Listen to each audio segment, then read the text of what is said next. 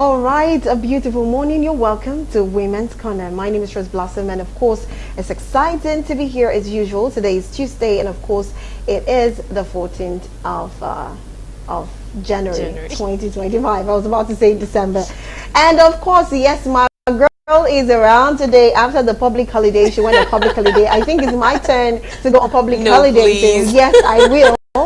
Yes, I will. But of course, before you see her shiny, fine face, still on red, still ready till now. I don't understand. But anyways, you're welcome to the show again, and you can actually watch us live on YouTube at Galaxy TV News.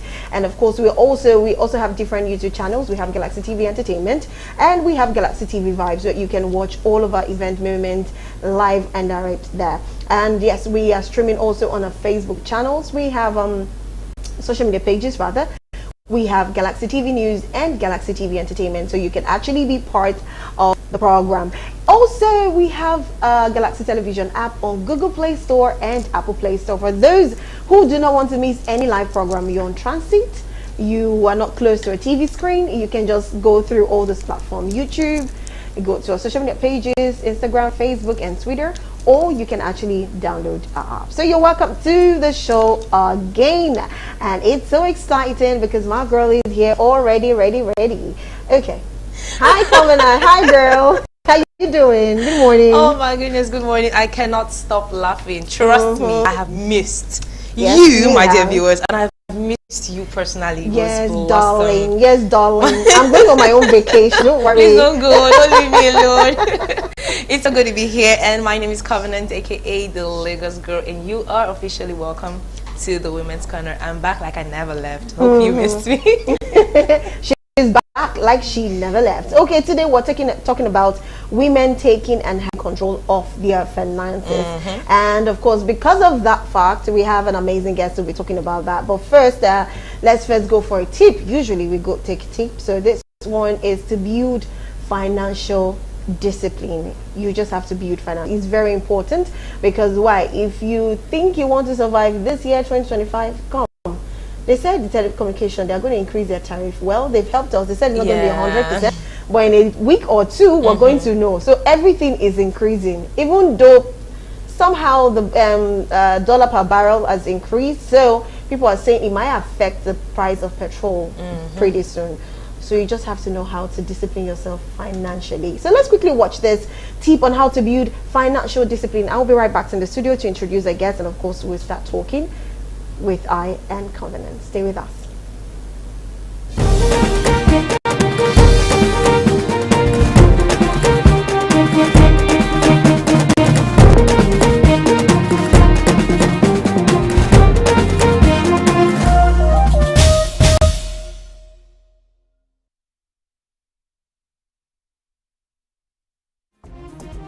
Living with less money stress is definitely within reach, but getting there requires financial discipline. If you're accustomed to a cycle of earning and spending and running out of money, learning to build a disciplined financial life may be challenging, but it's doable. Consider taking these steps to cultivate financial discipline and create a strong, stress-free future. 1. Understand your status quo. Before you can make strategic, disciplined decisions with your money, you need to know where money is going currently. Start tracking your spending, every penny, on a spreadsheet, in a notebook, or using a financial app. You can categorize your spending in buckets such as housing, entertainment, groceries, utilities, dining out, and transportation. Within a few weeks or a month, you should be able to see trends. 2. Create a budget. To be financially disciplined, you have to have a plan to follow. Now that you have data to show where your money goes, build a budget, also known as a spending plan, to direct where you want your money to go. An easy way to design a budget is to follow the 50-30-20 plan, which means using 50% of your income on needs, which are housing, utilities, groceries, and 30% on wants, entertainment, vacations, dining out, Netflix, and 20% on financial goals, your savings and debt repayment. 3. automate savings and debt repayment. It's often easy to justify using extra funds for want rather than leaving some for savings and debt repayment each month. Instead, set up automatic contributions to savings and to repay your debt. As a result, you will never have to worry about paying late fees, and you can build a savings fund so you won't have to rely on credit in case of a future emergency. 4. Avoid incurring new debt. A lack of financial discipline is often evidenced by regular unplanned spendings. It's no surprise that undisciplined spending and impromptu purchases often result in unsustainable debt. To stop this cycle, you have to stop taking on new debts. How can you stop creating new debt? Be sure to include a small amount of money in your monthly budget that you can spend as you choose, so you won't feel completely deprived. 5. Keep a check on your debt. Even if you're making automatic debt repayment, you need to know how much money you owe creditors. Create a reminder on your calendar to check your balances and credit cards, lines of credit for personal loans every 2 weeks. If not, every regular check-ins will help you keep track of how much you owe and the progress you are making towards your goals. 6. Be patient. Changing your financial habits and meeting your financial goals takes time, so be patient with yourself. If you occasionally slip up and revert back to your old ways, don't be discouraged. Instead, keep your eyes on the end result of meeting your financial goals and becoming a more confident money manager with more money in your bank. Review your budget and goals. Remind yourself why you want to make changes and get back on track. Developing a disciplined approach to managing your finances is worth the effort.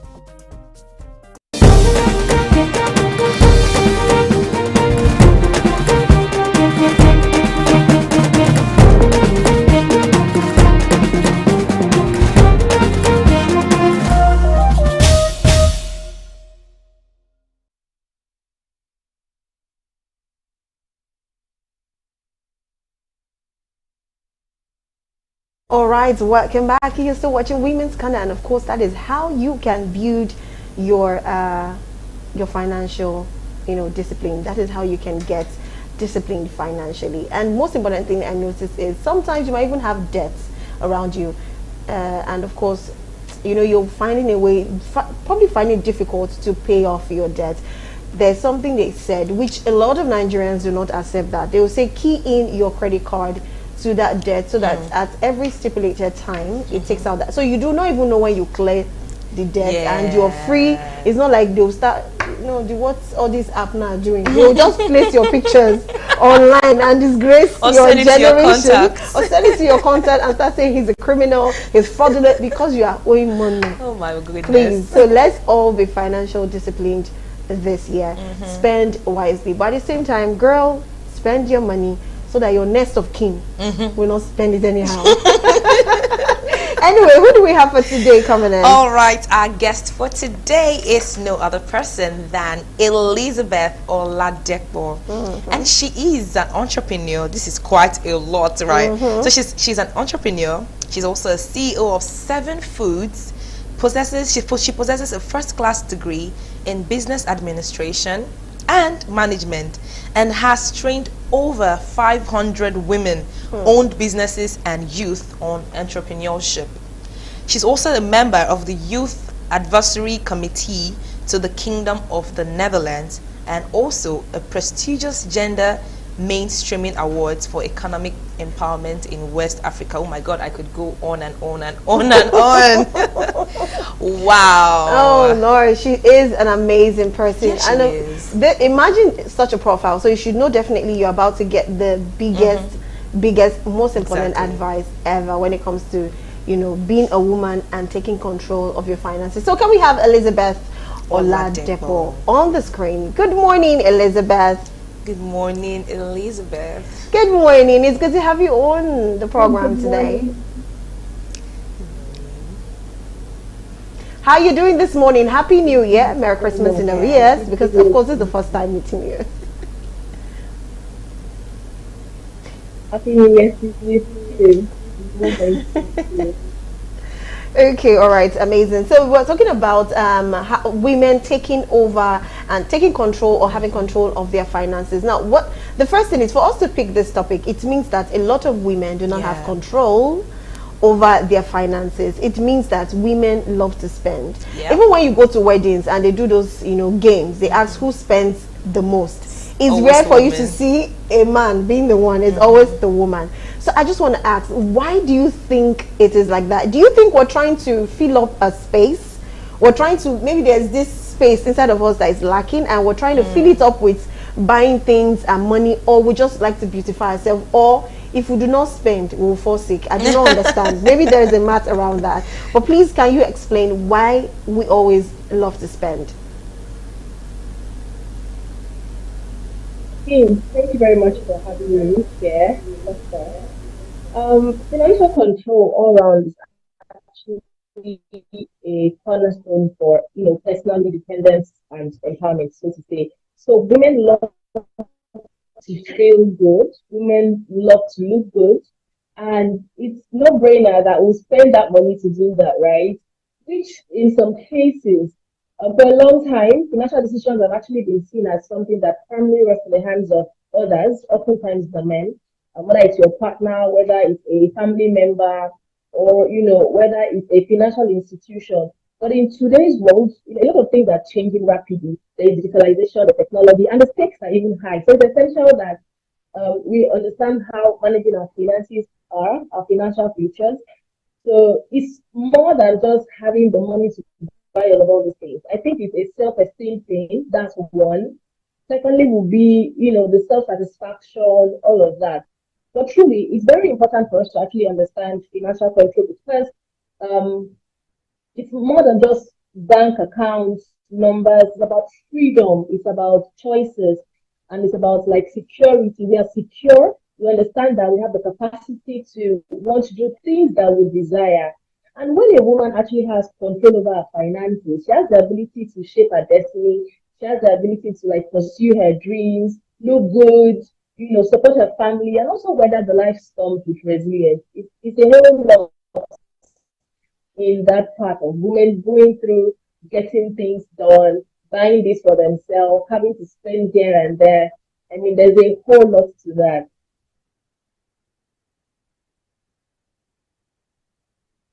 Woman has control over her finances. She she has the capability to shape her future. So that brings me to my next question. What are the first steps? What are the first things that a woman can do in order to start having control of her finances? What are those practical steps you think she can take, or just do to have control of her finances? So the first thing I think everyone should do aside from setting clear goals, because normally setting clear goals will be the first thing. But in all honesty, the first thing we should be doing is to take full responsibility of where we are today. We don't have to put the blame on someone else. We are where we are today because of our actions. First, take full responsibility of where we are. Then this now, takes us to setting clear goals. Define your financial objectives. Why do I want to be financially independent? What, aside from us using the cliche word that everybody has to be financially independent, personally, what are your financial objectives? Whether it's building an emergency fund, whether you want to build your home, or you want to even plan for retirement, you need to set clear goals. Also, how you're going to achieve those goals. They don't have to be very big goals like that, right? If you are not very sure of your small goals, how much more are you going to be able to achieve those big goals, right? So let's take it one step at a time. We're setting our clear, smart goals to achieving financial, freedom. Another thing we need to learn about personal finance. A lot of times we just go to the market, we want to make food for the family or do a meal prep for the week, and we just go to the market and buy everything. There is no breaking down or there's no budgeting of okay, if we do this and this and this, we should be able to get this. We don't try to look for the opportunity cost of acquiring this to acquiring, pepper to acquiring tomatoes and all of that. So we need to learn about personal finance, equip ourselves with knowledge about budgeting, about saving, about investment, about debt management through books, workshops, online resources. And honestly, debt a lot of women are scared of taking debt because they feel debt is a bad thing. But actually, there is good debt that one can take to grow their business, that you can run the business or something. And then there are amazing investment platforms that you can, leverage on. You can do your government bonds, you could do monetary funds, you can do mutual funds, and all those things, right? So we need to get personal finance knowledge. We need to equip ourselves with knowledge and also create and stick with a budget. I mean, this has been a great help for me in my marriage because I'm able to track my income personally and also align it with the support of the household. What are my expenses like? Where is my black horse going to? So I have a black horse. My black horse is where I take funding to help family members support someone here, support someone there, without having to, do so much expenditure on my own personal savings, right? So I'm able to track my income and expenses to understand my spending habits and also prioritize my savings. And yes, you can start investing early. It's not too late to start investing. And then build multiple income streams. One of the things we do at my company, aside from our food production, would now be having to serve people in diaspora with different food contract services. So we are building multiple income streams. Oh, you could do the digital side hustles. Now everybody can be home and be earning dollars, thousands, millions, right? So, I mean, you can explore side hustles, entrepreneurship, freelance work, all of that, and seek financial advice.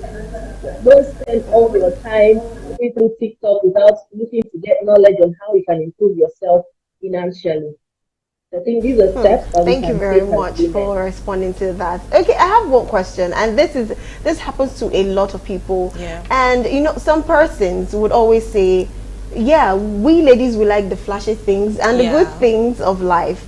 But what would you say, or what would you advise a woman that loves to shop those expensive things, expensive bags, expensive wares, expensive jewels, expensive shoes, and she knows that yes, wherever I go to when I wear this is amazing. Or people that would just rather buy so many things that probably are not of good quality, Yeah. but they will tell you it's better I buy those things, and after like 3, 4, 6 months I dump them, I buy another one, or even 3, 6 months. So even you that you bought something expensive and you have like four, and that four, let's assume 100K, Yeah.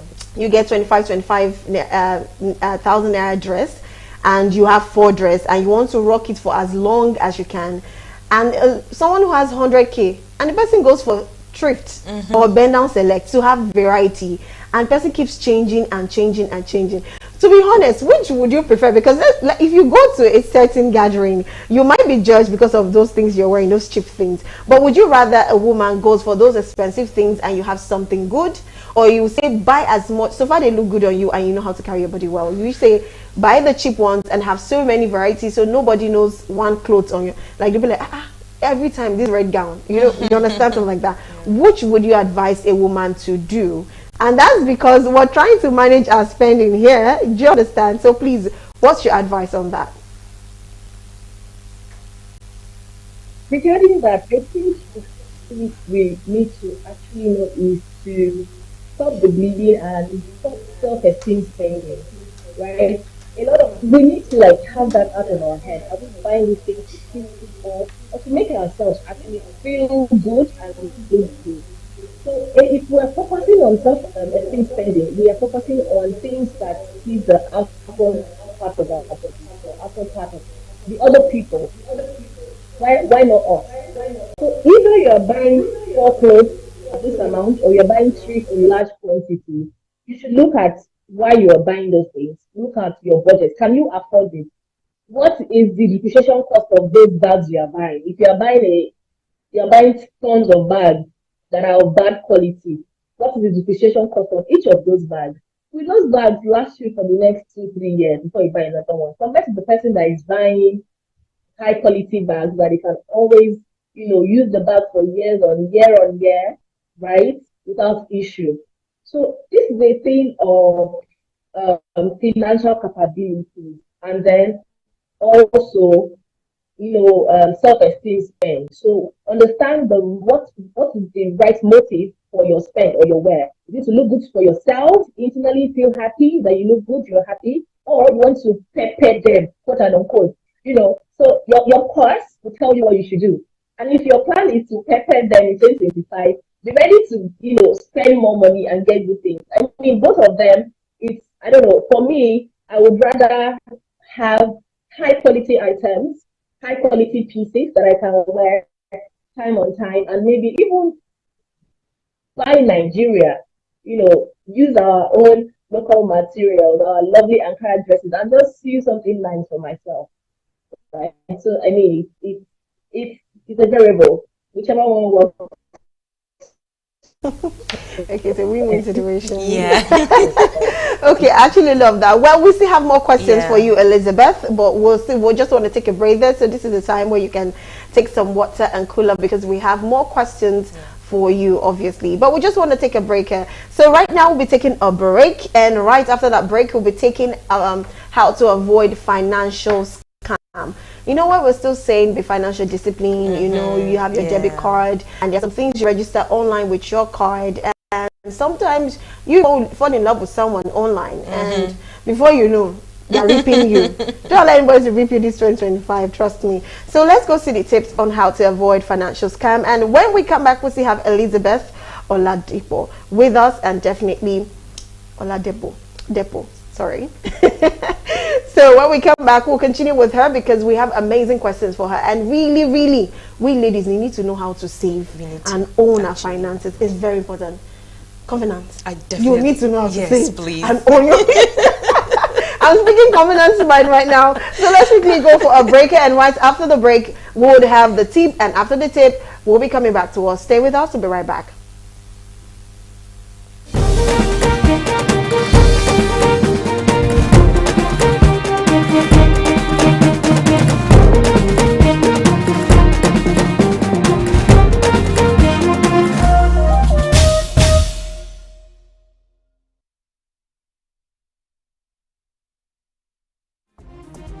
Tips to avoid common financial scams. In the last decade or so, banking frauds and financial scams have become a regular affair in the Indian financial system. Occasions of asset misappropriation, money laundering, cybercrime, accounting fraud, bank advances without collateral, loan losses, etc. are increasing continuously. In this age of globalization, not only in India, there are a large number of scams and frauds worldwide which vanish billions of dollars from investors directly or indirectly, impacting the global economy, financial systems and lives of common people. The improved technology, internet usage and digitization has made life easier for everyone, with everything just a click away, be it online shopping, ordering food or making payment and so on. Generally, it happens that you get a phone, email or message from an unknown person or company. Nowadays, scammers are on the telephone, at your door, in your mailing box or online. So one always needs to remain cautious and careful. Financial scams and frauds can happen at any time, with anyone, anywhere.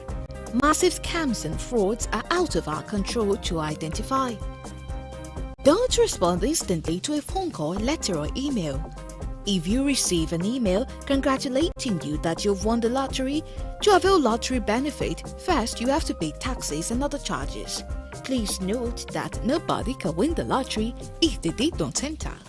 Avoid calls asking for charity and donation for victims, as it may target them to steal your credit card information. Don't download software from pop-up windows or don't click on any hyperlink, as it may target you to gain your personal information to access your bank account. Install antivirus software and update it periodically. Always strengthen your password and make it tough to crack. Frequently change your password to protect your bank account and other sensitive information. Do not wire your money or credit or debit card to a stranger or who claims to be a friend or relative. Do online transactions from safe and reputed websites.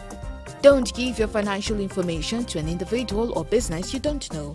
Sometimes scammers call and claim to be from a government agency asking for your personal information, as it requires to be updated. Whenever you use a credit or debit card, beware that it can be cloned to obtain financial advantage or use your balance. Furthermore, never let your card out of your sight while making payment. To avoid check frauds, don't sign the blank check before completing all details, including the amount. Keep checkbooks in a safe place and better to use net banking rather than checkbooks.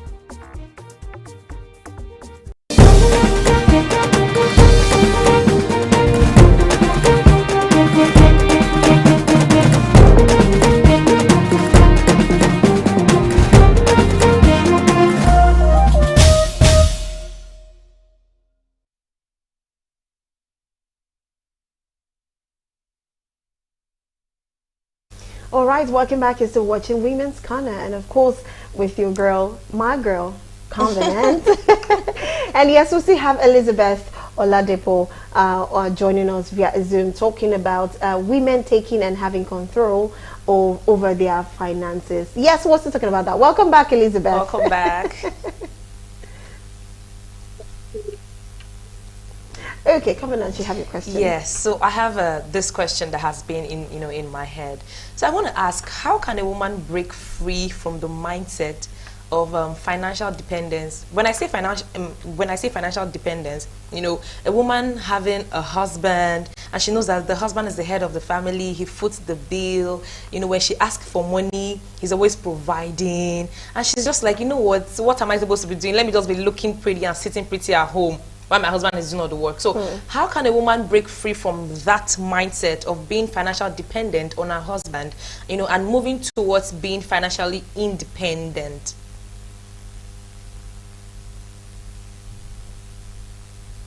Okay, so it's thing of the mindset, like you said, how they can break free from that mindset is understanding that, according to statistics, men die earlier than women. So that man might not be there to the end of time. I am not the one that says that, it's according to statistics, right? Men have more mortality rate, I don't know the English, but women live longer than men, according to statistics. And you don't know that that man will not be there all the time. But then look at the bright side. How about you're able to support your partner in anything, any project, no matter how little your support and contribution is? How about you're able to impact the lives of people in your community through job creation? I mean, it's a wide range of opportunities.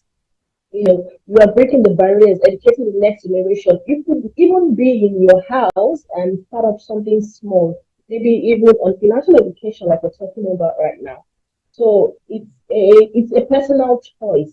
However, there are some amazing women too that just like to be at home, take care of the kids, because that's a whole lot of work as well. That's a full-time job in itself, caregiving. So some people prefer to take care of the home front while their partner do the real-time work and all of that. But whichever case it is, a win is a win, right? So if they have that mindset shift to say, I want to contribute to the household, I want to, support my spouse, even if he's saying don't do this and don't do that, how about having a discussion to say, oh, I have a flair for this, I have a passion for something like this, I can start small from the house. And with his support, you can even grow into something big.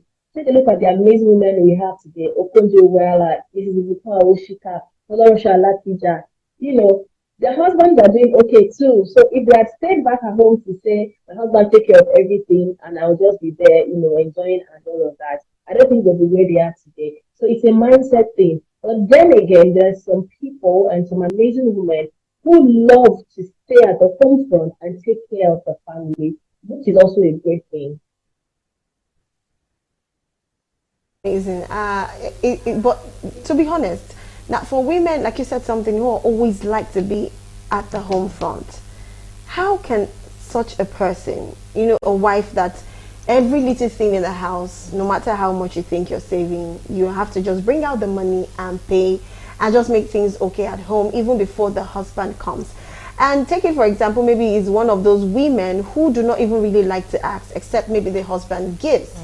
How do you think she can be able to manage her finances? Because trust me, when you are at home, you will see everything going wrong. In fact, that's when you know, oh, this bulb is not bright enough. You want to buy another one. You know, you keep spending and spending and spending. Okay, this gas, I said I wanted to repair this gas. Let me go. You will keep spending. Trust me that when you're outside and you're, you know, focused on, you have a lot of things. That's when you remember, okay, your child is lacking in trousers.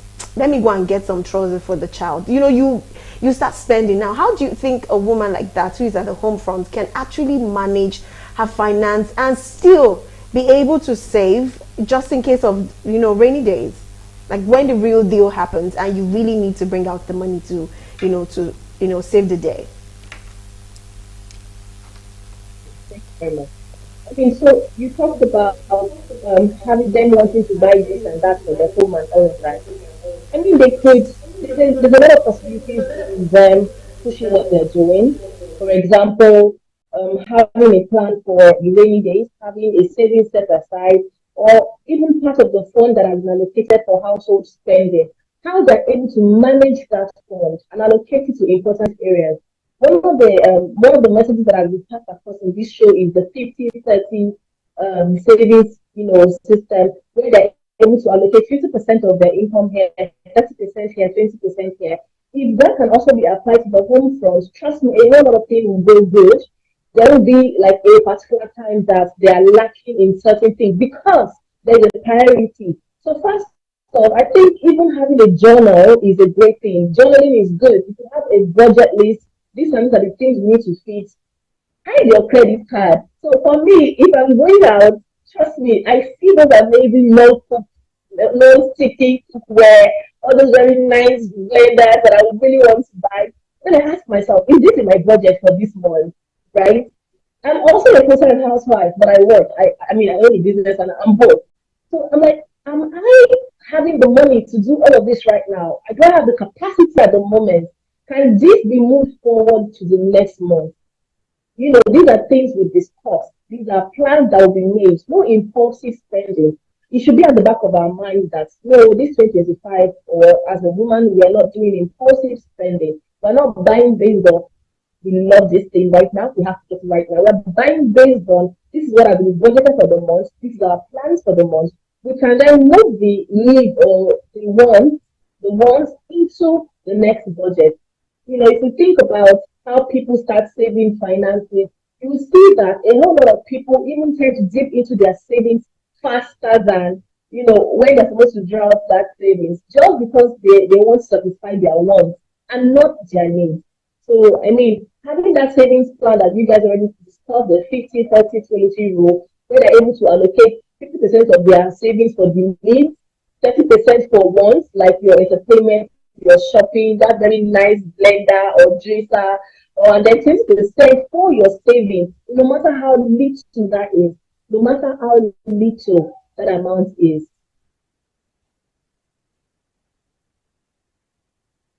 Something when we were, conversing, you talked about good debt and bad debt, right?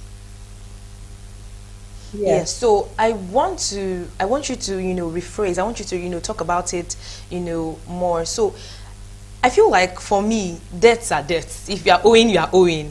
So I cannot really see a debt being, a good one. But when you say, okay, a lady or a woman should have good debt, how would she pay these debts back without feeling overwhelmed financially? Or does she have to have a business first before paying these debts? I mean, how should she just, go about it when she wants to pay for, or when she wants to pay the debts that she has been owing? And also to add to what Covenant asks is, what actually is the difference? Because a lot of people do not know. Like she said, a debt is a debt. So what is the difference between having a good debt and, having a good debt and of course having a bad debt? What's the difference? Of course, we know the good debt is definitely better than the bad. Yeah, but what? Debt's a debt. So what exactly do you mean by good and bad debt? Okay, thank you very much. So, regarding debt, good debt here, to me, in the layman sense, simply means taking debt that can be used to raise more money, or that can be leveraged upon to increase your income, or to match up or meet up with a supply. I'm in the food industry, I'm in the food processing space. If I take a loan, for example, say 10 million naira, right? and the interest on that loan is about, say, 12%, right? That money, I'm using it to acquire crop produce from my farmers. I'm not using that money to buy ashwebi. I'm not using that money to buy the latest Birkin bag. I'm not using that money to buy President Dior. So I'm utilizing that funds for the good of my business, which I know that with marketing effort, I can push out my products, make my profits, remove their interest plus the money borrowed, and refund to the loan of the loan organizers and all of that, right? The bad debt here will be taking money from borrowing money and just using the money for what's not meant to be used for, or using the money for what does not generate capital or what does not bring value to you. Then you now start struggling to pay back the loan. Then they start texting all your family members on the app that says Samara is owing money, pay back, or we're going to post her picture on Facebook. Those are things we don't like. So bad debt actually are debts that do not add value, that do not bring economic value to you after use and all of that. You don't use the money for what is resourceful. So regarding the good debts, you can get used to grow your business. You can get loans to use to develop your organization. As far as you understand how you are portioning the profit. So if you're taking that amount of loan, what is the payback period? One, you consider the payback period, you consider the interest amount on the loan, and then you say to yourself, okay, every month, if I'm paying 10% of this amount, every month I have to remit this certain amount to this account and keep it safely aside, or refund to the people that give you the loan. So you have a payback period for interest, or you ensure that whatever you are selling or whatever service you are providing that you use that loan for, the profit margin exceeds the margin of the percentage of interest for that particular loan. So saying that a loan is 10%, the profit margin should be way more than 10%. It can be 20%, so that you also make a profit as a business owner. That way, you utilize the funds, everybody's happy, you pay the loan back, and you grow your business.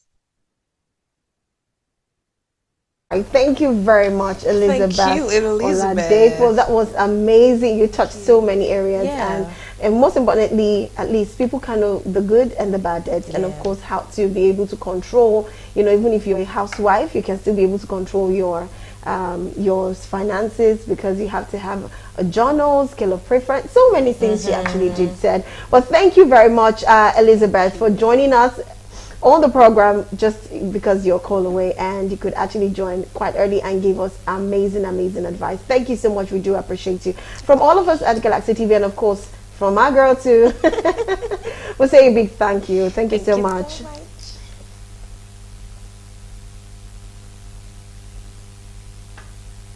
Okay, that's it. She's all smiles. All right, I hope you enjoy the program too. But that is it. That's it from Elizabeth. Her smile is so beautiful. Yeah. I hope you heard that part, Elizabeth. Okay, we've come to the end of the program. Covenant, please sign out. Let's go. Oh my God. I would sign off with 1 or 2 cents that I got from Elizabeth Oladipo, and as she said, I'm not going to say again, that when a woman has control over her finances, she has the capability, she has the capacity to take care of her destiny, or she knows how she can take care of her destiny. She's in charge of her destiny, basically. And like I always say, keep living, keep learning, and keep loving till we come your way again. We'll be on the buzz very, very shortly. That's at 12:05. Yeah, from 12:05. Just catch us on the buzz. My name is Covenant, aka the Lagos Girl, and see you soon. All right, see you soon. Please catch Covenant on the bus. But come and watch me on the bus. Come watch me. I'm just kidding. Anyways, we've come to the end of the program. Is Women's Corner. Of course, like she said, we'll be on the bus. So yes, you can watch us there. We have it running on YouTube and Facebook. And if you've missed today's episode, you can actually go to our Facebook channel, or you go to our YouTube and watch it right there. Anyways, I love you, and of course, I'll see you pretty soon. My name is Rose Blossom. To have a fabulous day. Bye for now.